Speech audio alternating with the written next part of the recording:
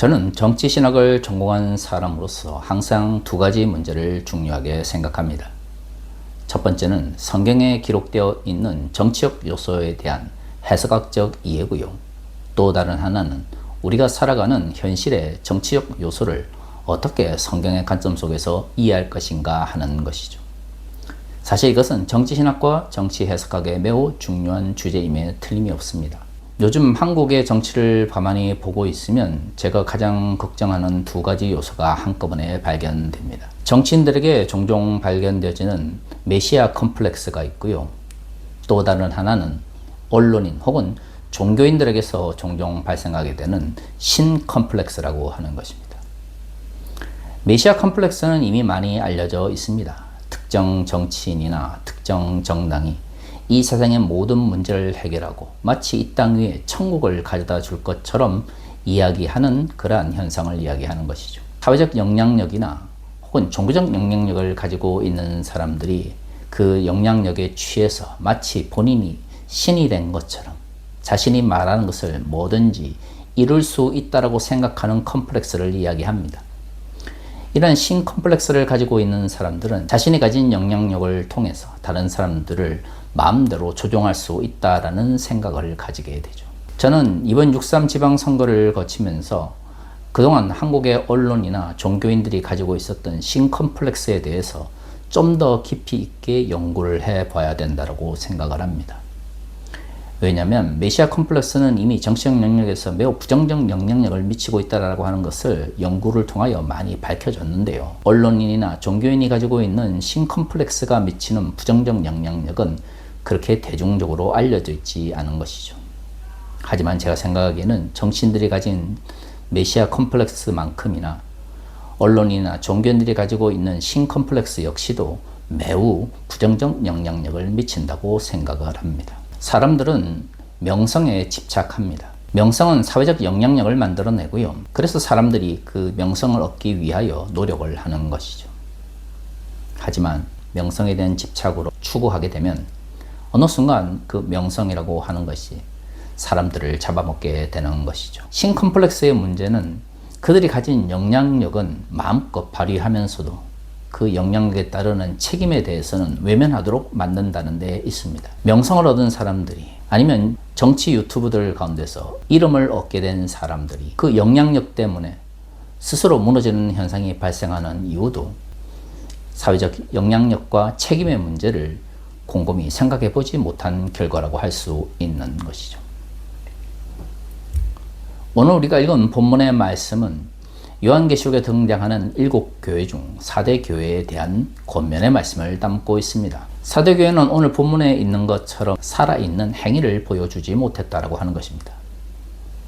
우리가 잊지 말아야 하는 것은 오늘 본문에서 말하고 있는 살아있음이라고 하는 것은 1절에서 잘 언급되고 있는 것처럼 4대 교회 교인들의 행위가 살아있지 않은 것이죠. 여기서 행위가 살아있지 않다라고 하는 것은 무엇을 의미하는 걸까요? 하나님의 말씀대로 살아가지 않는다라고 하는 것을 의미하는 것입니다. 사대교회 교인들 스스로가 예수 그리스도를 믿고 있다라고 하는 자기 정체성을 가지고 있기 때문에 오늘 요한계시록 3장에서 권책의 말씀이 기록된 것이죠. 그런데 왜 그들이 믿는다라고 하는 내적 확신이 있음에도 불구하고 그 말씀대로 살아가지 못했을까요? 여기서 우리는 두 가지를 생각해 봐야 합니다. 과거 한국교회에서 이야기했던 것처럼 예수를 믿는 것이 중요하지 행위를 하는 것은 중요하지 않다라고 하는 이문법적 사고방식에 대한 비판적 사고입니다. 내가 예수를 믿는다라고 하는 것은 예수께서 기뻐하시는 뜻대로 그분이 가르치신 대로 행위한다라는 것, 살아간다는 것을 의미하는 것입니다. 그런데 말이죠. 이 4대 교회를 보면 본인들이 가지고 있었던 예수를 믿는다는 것과 요한계시록의 저자가 이야기하고 있는 행위라고 하는 것이 분리되어 있다는 것을 알 수가 있는 것이죠. 그래서 2절에서 4대 교회 교인들이 그 말씀대로 살아가지 않아서 그 말씀이 이제 그들의 삶 가운데서 사라지게 되어 거의 죽게 되어진 상황 속에 있다라고 하는 것에 대해서 비판적으로 이야기하고 있는 것입니다. 여기서 이름이라고 하는 것은 직역하면 명성이란 말로 바꾸어 쓸 수 있습니다.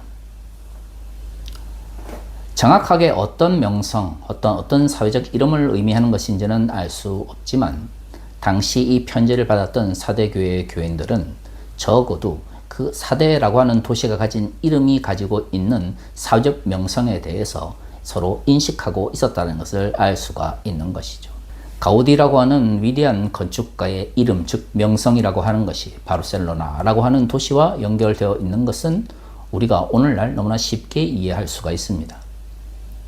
2000년 전에는 어땠을까요? 사대라고 하는 도시 이름을 들었을 때 많은 이들이 그 도시가 가지고 있는 다양한 이름들, 즉 그 도시에 합당한 명성을 떠올렸을 것입니다. 당시 사람들에게 사대라고 하는 도시에 산다라고 하는 것은 매우 자랑스러운 일이었습니다. 문제는 그러한 자랑스러운 도시에서 살아가고 있는 그리스도인들이 전혀 하나님께서 보시기에 아름다운 삶을 살아가지 못했다라고 하는 것이죠. 믿는다라고 하는 개인적 자의식은 가지고 있을지 모르겠지만 요한계시록의 저자가 볼 때 그들의 삶은 전혀 하나님의 말씀대로 살아가지 않는, 즉 행위가 존재하지 않는다는 것을 의미합니다. 사대라고 하는 명성 있는 도시에서 살아가는 사대교회의 그 그리스도인들, 하지만 그들은 하나님의 말씀대로 살아가지 않았기 때문에 요한계시록의 저자로부터 책망을 받았습니다.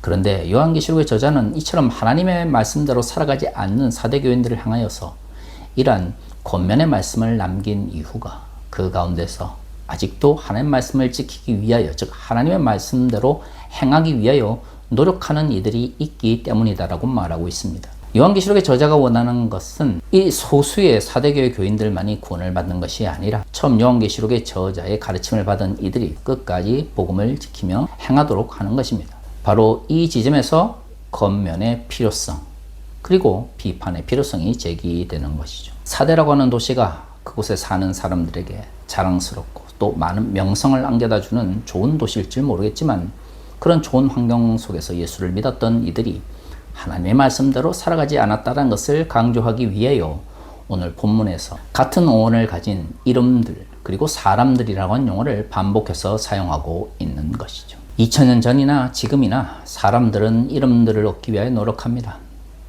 명성을 얻기 위하여 노력하는 것은 인간이 가진 가장 기본적인 본능입니다.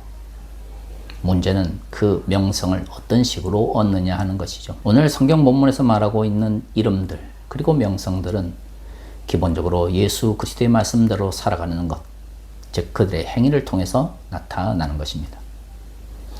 아마도 사대교인들이 하나님의 말씀대로 살아가지 못했던 것은 사대라고 하는 도시가 추구하는 사회적 가치와 요한계시록의 저자가 가르쳤던 복음의 가치가 서로 대립적 혹은 다른 지향을 가지고 있었기 때문일 것입니다. 그럴 때 우리는 어떻게 해야 될까요? 그렇습니다. 예수 그리스도의 복음의 가치를 향하여 달려나가야 하는 것이죠. 그러지 못하면 오늘 본문에 있는 것처럼 믿는다라고 하는 자의식은 가지고 있을지 모르겠지만 실질적으로 그들의 믿음이 그들의 삶 가운데서 전혀 행위로 나타나지 않는 모순에 빠지게 되는 것입니다. 6.3 지방선거가 끝나고 나서 투표지 부족 사태 때문에 국민들의 참정권이 훼손되는 비극적인 현상이 발생했습니다. 여기에 젊은이들이 분노하고 비판하며 사회적 영역에서 목소리를 내는 것은 너무나 당연한 것이고 그들의 용기에 박수를 보내야 합니다. 하지만 이런 긍정적 요소뿐만 아니라 부정적 현상도 발생하게 되죠. 20, 30대 일부 극우 이념을 가진 이들이 모여서 부정선거를 외치면서 유튜브를 통하여 음모론을 전파하고 있습니다. 그런데 말이죠. 제가 정말로 안타깝게 생각하는 것은 그렇게 모여있는 일부 극우 청년들 중에서 통성기도와 같은 예배적 형식을 통해서 자신들의 신앙을 공적 영역에서 표현하려고 한다고 하는 것입니다. 음모론과 부정선거를 주장하는 이들이 공론장에 나와서 기도하면서 그것이 마치 종교적 진리인 것처럼 역사라고 있는 이 현실은 결코 건강한 모습이다라고 말할 수 없습니다. 왜 그런 문제가 생기겠습니까? 자신들이 믿고 있는 극우 이데올로기를 종교적 신앙처럼 생각하기 때문입니다. 저는 그런 모습을 보면서 한국의 극우 기독교가 가지고 있는 우상 숭배적 요소에 대해서 큰 고민을 하게 되었습니다. 그들 스스로는 예수 그리스도를 믿고 있는 신실한 신자라고 생각할지 모릅니다. 하지만 공적역에서 자신들이 주장하는 음모론과 부정선거론을 위하여 통성기도하며 종교적 언어를 쏟아내는 것이 과연 예수 그리스도를 올바르게 믿고 있는 성도들의 참된 행위라고 말할 수 있을까요? 결코 그럴 수 없습니다. 그것은 자신들의 정치 이데올로기를 종교적으로 정당화하는 교회의 정치 도구화를 의미하는 것이죠. 사랑하는 성도 여러분, 우리가 무엇을 믿고 있느냐만큼이나 중요한 것은 우리가 믿고 있는 바대로 살아가고 있느냐 하는 것입니다. 내가 예수를 주로 고백하고 있다면 나의 삶 가운데서도 나의 행위 가운데서도 예수 그리스도의 주되심이 드러나야 합니다. 내가 하나님 나라의 가치를 믿고 있다면 나의 삶과 나의 행위 속에서도 하나님 나라의 가치를 쫓는 모습이 나타나야 합니다. 자신이 믿고 자신들이 선호하는 정치적 이데올로기를 위하여 교회를 도구화한다면 그것은 그 어떤 경우에도 예수 그리스도를 믿고 따르는 그리스도의 제자라고 말할 수 없을 것입니다. 그것은 바로 교회의 도구화를 이끄는, 다시 말해 정치적 이데올로기를 성경의 가르침보다 더 우위에 두는 우상 숭배의 한 모습인 것이죠. 왜 한국교회에 극우 기독교인들이 늘어날수록 한국교회가 몰락의 길로 가겠습니까?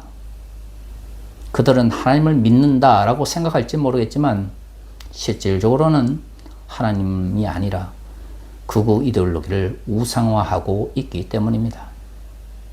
정말로 한국교회의 미래를 걱정하시는 분이라면 정치 이데올로기가 우상화되고 하나님의 자리를 대신하고 있는 이러한 현실에 대하여 비판해야 할 것입니다.